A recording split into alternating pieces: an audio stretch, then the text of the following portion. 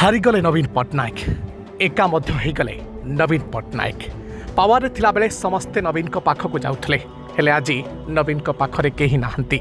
नवीन जहाकू निजर सबुकिछि भाबुतले से मध्य नवीन को हाथ छाड़ीदेले। 24 वर्षर बिजु जनता दल आज भांगीरुजी चुरमार हेबाको जाउछि।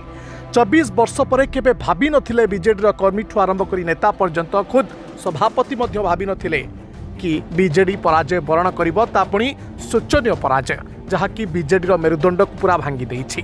जो दल में गोटे पदवी पाइबा पई नेता मानकर लाइन लागुथला से दल में पदवी रे थाई मध्य इस्तफा देई अन्य दल में मिसी जाउछंती अर्थात बीजेपी रे मिसी जाउछंती।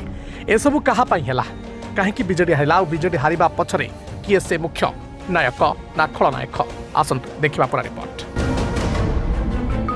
ममता महंतों इस्तफा को नहीं केवल राज्य राजनीति नुह जातीय राजनीति मध्य उठुची पड़ुछि।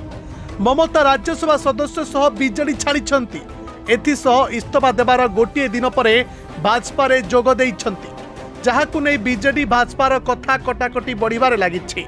तेबे सेतिरे पछरे पड़िनी कांग्रेस राज्य कांग्रेस नेतांक व्यतीत केंद्रर वरिष्ठ नेतृत्व मध्य बीजेडी सुप्रीमो तथा विरुद्ध नेता नवीन पट्टनायक को टार्गेट करुछंती। कांग्रेस महासचिव तथा वरिष्ठ कांग्रेस नेता जयराम रमेश एने खुलाखोली नवीन पट्टनायक को कटाक्ष करिछंती।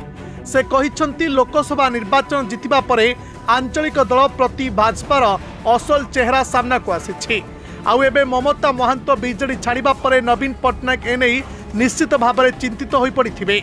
बिचरा नवीन बाबू चिंता करुथुबे ममतांक परे पुणी किए दल छाड़िबो। कांग्रेस नेता आहुरी कहिछंती दीर्घ 20 वर्ष धरी बीजेडी भाजपा ओडिशा रे एकाठी अछंती। कहिबाकू गले सेमाने गोटिए मुद्रार दुई पार्श्व परी पछरे पिठी थापुड़े समस्तक आगरे घोर प्रतिद्वंदी बुली आभास देउथिले। नवीन बाबू दुई थर भाजपा नेता अश्विनी वैष्णव को राज्यसभा पठाइबाकू भाजपा को समर्थन देइछंती।